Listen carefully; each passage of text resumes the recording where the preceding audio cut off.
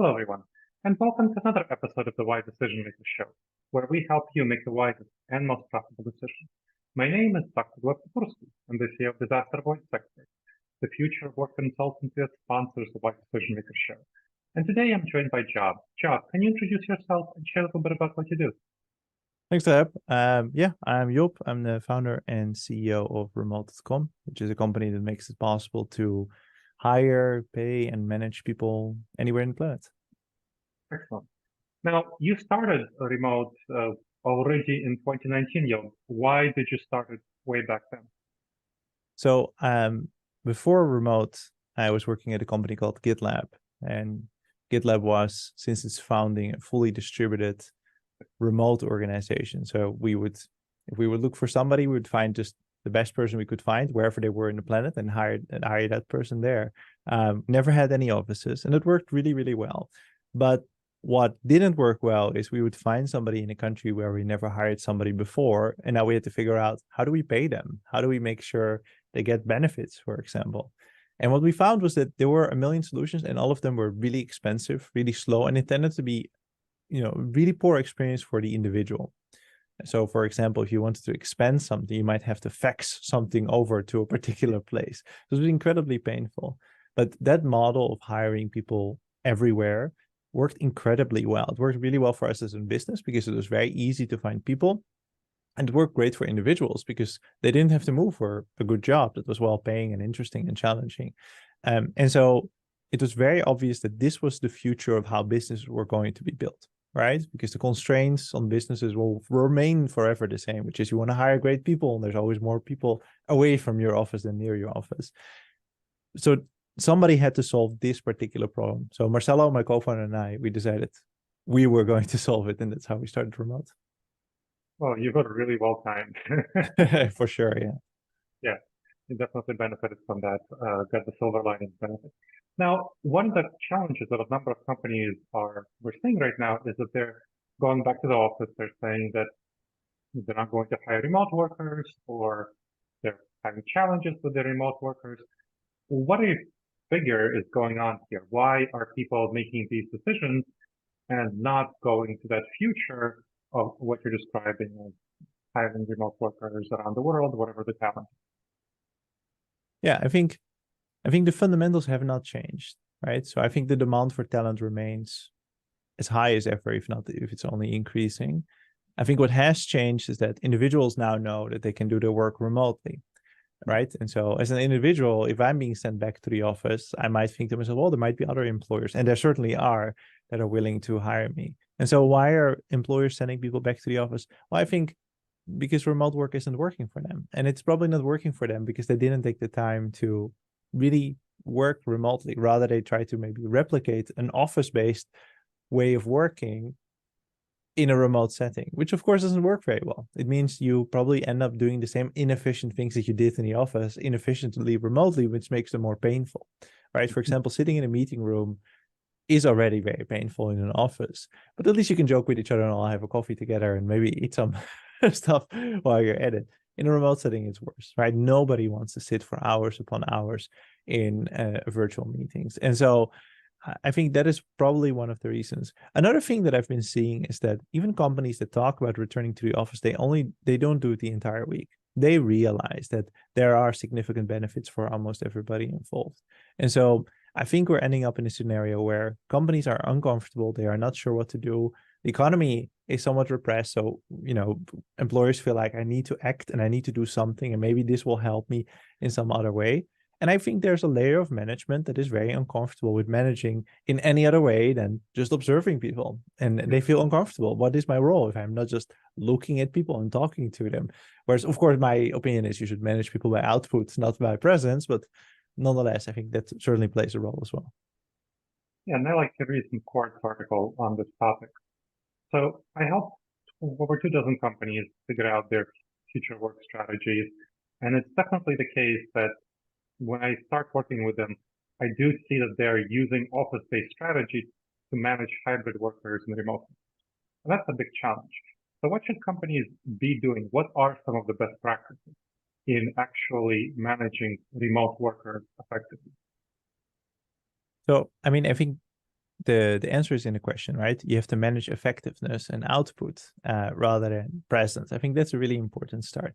And so it starts by having a deep understanding of what are you actually doing as a manager and how do you make sure people are successful. And it definitely isn't observing whether they work. It is creating clear expectations. And then when people meet or don't meet those expectations, coaching them to either get up to those expectations or surpass them and create next steps in their careers for them, right? I think that is a really clear step one. The other one is, a series of things you can do that are not difficult to do, but it's important that you point them out. One of them, for example, making sure that you communicate effectively. What you don't want to do in a remote environment is constantly be asking for each other's attention by video call or even by chat. And so you want to default as much as you can to working asynchronously. So writing down information in a particular place where everybody can find it, and then making sure that rather than asking a colleague for a particular kind of information, just look it up yourself, right? And this is a really straightforward thing to do, but it's really fundamental, and it makes working remotely much more pleasant for everybody involved. And even as a manager, having a good standard, for example, having an agenda with your report. If you have a one-on-one meeting, before the meeting is going to both your manager and the report help establish, well, what is this going to be about? And then, for example, another, there's tens of these kind of techniques, but I think these are really valuable. If you have a meeting with a report, you're a manager, somebody reports up to you, and you have a one-on-one. The contents of that meeting should not be about what is the work that you're doing, what is the work that you've delivered, because that's information that's available asynchronously and outside of that meeting as well. Rather, the meeting should be, how can we help you get better? How can I coach you to get better? What do you want to talk about? Or maybe take the time to connect with each other, because in a remote environment, one of the things that is much more difficult is to form connections between people, right? Emotional connections. And so spending time, deliberate time on that, I think is a really important part of this as well. It is really important. One of the big things I work with companies on who do hire remote workers with my clients is building up culture in the remote setting. And there are a variety of ways to do that, like virtual coffee meetings, both deliberate planned ones, and then matching where you match randomly with people across the company, so you get connections. There's virtual co-working, so for example, where a team dials into a video conference call and they work on their individual tasks, but they have an opportunity to ask each other questions during that period, especially helpful for junior staff, the kind of team bonding. I'm curious what techniques you've seen for forming connections that you find to be effective in that remote setting. Yeah, I have a strange opinion about this, which is that I think there's no any strategy in particular that is magical. I think what is important is that you establish shared values. So we have company values at Remote. They are shared, and we're very clear about what they are, why they are. We give examples and we give counter examples. And besides that, we have clear communication policy. So we sort of outline Remote is a space where this is how we communicate with each other. This is how we treat each other. This is what we find important. And these are the kind of behaviors that we don't like. And within that space, the scaffolding, as it were, we create sort of a safe space. And then the second step is we make it very easy to connect with each other. So we have a lot of different tools, but they're all very straightforward. Google Meet, Slack, these kind of tools. And then a few others, like randomly matching people for coffee chats. But all those things are opt-in. And so what we do is we create opportunities for individuals to connect with each other, all opt-in. But because it's a safe space, and because many people, and I would say most people, have a tendency to seek out others and to seek that connection, given that the threshold to connect is low, given that the environment is safe, you don't have to do a lot extra, right? For example, we don't do a lot of meetups that are planned and designed and otherwise paid for by Remote, and yet people still meet up quite regularly within the team. Why do people do that? Because they want to, right? And so my philosophy is like, if we create this like really strong scaffolding, which creates a safe culture and safe organization, then people will self-serve and they will help themselves and create these mini cultures within the organization and create their own connection. I think that is actually the most important thing.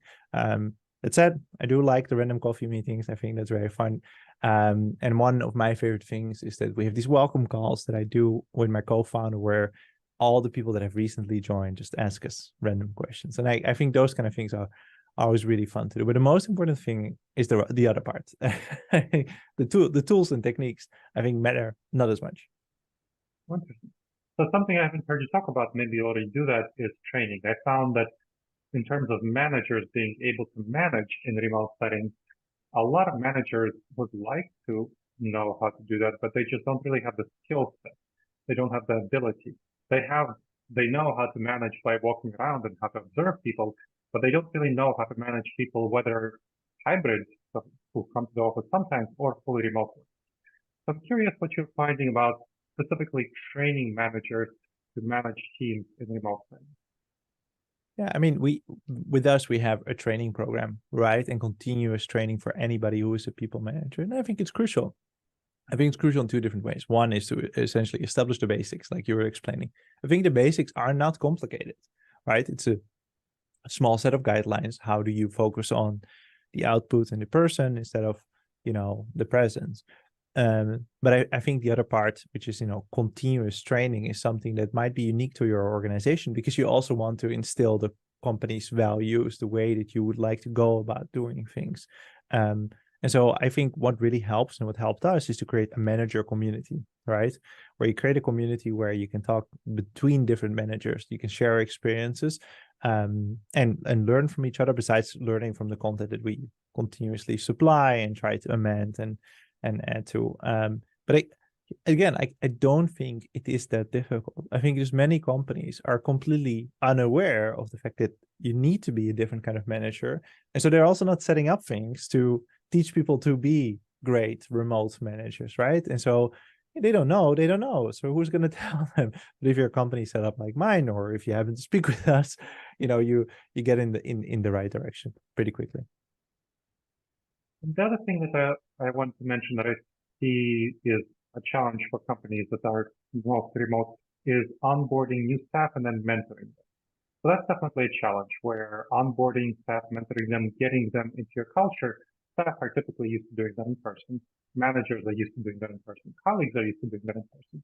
And so you need to have an effective onboarding program and then a mentoring program that continuously mentors folks. I'm curious what you're finding about both onboarding and mentoring in remote settings.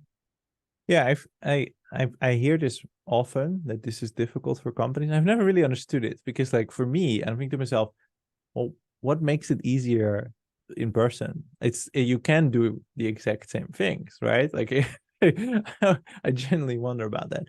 And so, I mean, there's a few things that we do, and I think that answers most of the question.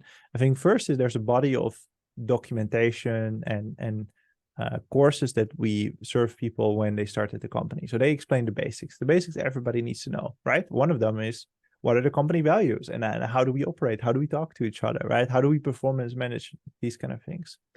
Then there's a part where you need to start forming those initial connections. And so what we do is we make sure that people actually call with a number of people outside of their direct team and direct organization where they will be working with, so they start to form connections. And then they get an onboarding buddy, which is somebody in a different department who will be there to answer any dumb questions they might have, right? Dumb questions. There's no dumb questions, but so they feel like the threshold is really low to ask questions. And then lastly, for mentoring and ongoing mentoring, that's where your manager comes in, right? And their job specifically is to help you grow and help you succeed. And so we really encourage managers to have at least one-on-one meeting with each of their reports per week. And exceptions are, very experienced people that are very comfortable, they might do it fewer than that. But in general, that is what a manager is supposed to do. They are supposed to help manage something. Now, having said that, I think roles where you really need to teach somebody, where you need to spend hours upon hours daily one-on-one, I think those are kind of things that might be more difficult in just an arbitrary remote environment. And you would have to be very deliberate, for example, about making sure people have enough of an overlap in hours in time zones. But all the other things kind of work independent of time zones and like how distributed you are. I think in terms of other companies, some of the things that you described just happen naturally without the company structuring it in person. And you need to structure it more deliberately when you're working remotely. Yes, absolutely. For sure. Yeah. But it needs to be more deliberate. Now, as we finish up, what is your vision of what's going to happen with remote work going forward? we're having these transformations, both economic transformations, companies bringing back to the office, the rise of generative AI. I personally think it's going to facilitate remote work. It's going to make it easier to get information. But I'm curious what you are thinking about and the impact of development on remote work.